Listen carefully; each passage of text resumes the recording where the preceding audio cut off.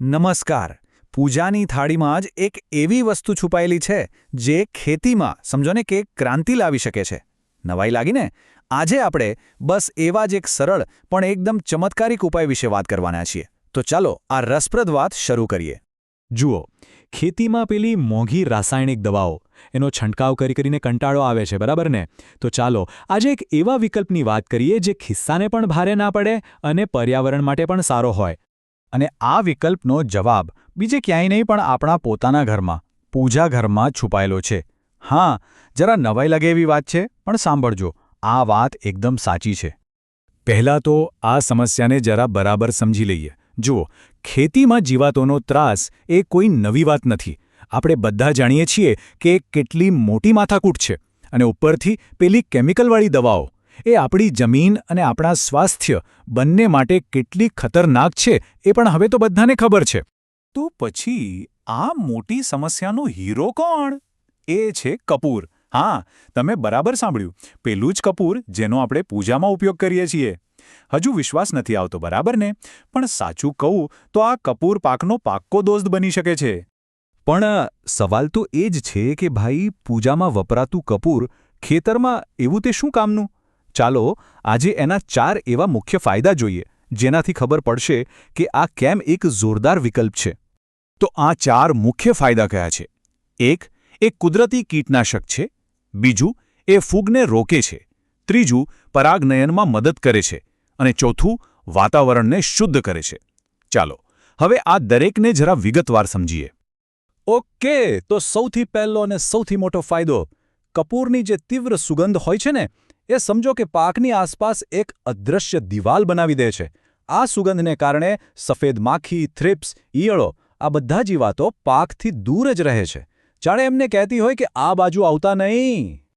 સારું, જીવાતોની વાત તો થઈ ગઈ, પણ ફૂગનું શું? તો એની પણ ચિંતા કરવાની જરૂર નથી.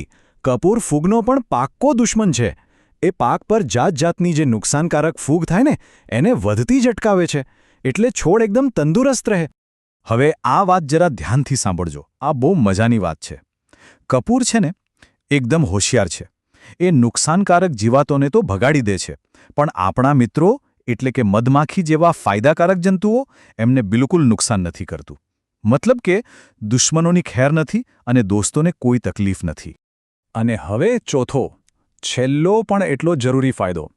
કપૂર છે ને, એ છોડની આજુબાજુના નાના વાતાવરણને એટલે કે હવાને શુદ્ધ કરી દે છે. જાણે એક સુરક્ષાનું કવચ બનાવી દે. આનાથી શું થાય? રોગો ફેલાવાનું જોખમ ઘટી જાય અને છોડ મસ્ત રીતે સ્વસ્થ રહીને મોટો થાય. તો ફાયદા તો ખરેખર જોરદાર છે. પણ હવે મુખ્ય સવાલ કે ભાઈ, આને વાપરવું કેવી રીતે?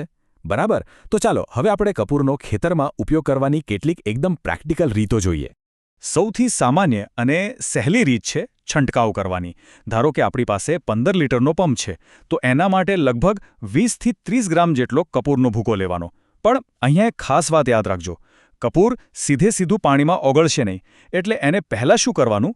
થોડું આલ્કોહોલ કે પછી કોઈ તેલમાં બરાબર ઓગાળી લેવાનું અને પછી એ મિશ્રણને પંપના પાણીમાં નાખીને છંટકાવ કરવાનો. છંટકાવ સિવાય બીજી 2 રીતો પણ બહુ સરસ છે. એક છે સિંચાઈ વખતે. જ્યારે પાકને પાણી આપતા હોઈએ, પછી એ ધોરીએથી હોય કે ટપકથી, ત્યારે કપૂરની એક કાપડની પોટલી બનાવીને પાણીના વહેણમાં મૂકી દેવાની. આનાથી જમીનની અંદર રહેલા નુકસાનકારક જીવાતો અને ફૂગનો નાશ થશે. અને બીજી રીત તો એનાથી પણ સહેલી. ખેતરના શેડે પાડે કે પછી છોડની હારની વચ્ચે કપૂરની નાની પોટલીઓ લટકાવી દો. એની સુગંધથી એક એવું વાતાવરણ બનશે કે જીવાતો ખેતરમાં આવતા જ અચકાશે. ઓકે, તો આ બધી રીતો તો આપણે સમજી લીધી. પણ હવે જે વાત કરવાની છે ને, એ સૌથી વધારે મહત્વની છે. એક વાત બરાબર મગજમાં બેસાડી દેજો. આ એક એવો નિયમ છે જેનું પાલન કરવું જ પડશે, નહીંતર ફાયદાને બદલે નુકસાન થઈ શકે છે. અને નિયમ બહુ જ સીધો અને સરળ છે. કપૂરનો ઉપયોગ હંમેશા મર્યાદિત માત્રામાં જ કરવો. બસ આટલું જ. પેલી કહેવત છે ને કે અતિની ગતિ નહીં, બસ એ જ વાત અહીંયા કપૂરને પણ લાગુ પડે છે. જરા અહીંયા જુઓ. જો માપસર એટલે કે યોગ્ય પ્રમાણમાં ઉપયોગ કરીશું તો પાક એકદમ લીલોછમ અને તંદુરસ્ત રહેશે. પણ જો ભૂલથી પણ માત્રા વધી ગઈ તો એ પાકના પાંદડા બાળી શકે છે. સમજી ગયા? સીધું ફાયદામાંથી નુકસાન. એટલે ફરીથી કહું છું, પ્રમાણસર વાપરવું એ જ સૌથી અગત્યનું છે. તો બસ હવે વિચારો કે કપૂર જેવી એક સાવ સામાન્ય લાગતી વસ્તુ આપણી ખેતીમાં કેટલો મોટો અને સારો બદલાવ લાવી શકે છે. તો શું એવું નથી લાગતું કે આવા જ કુદરતી અને સસ્તા ઉપાયો આપણી ખેતીનું સાચું ભવિષ્ય હોઈ શકે? આ સવાલ પર વિચાર જરૂર કરજો. ફરી મળીશું. આભાર.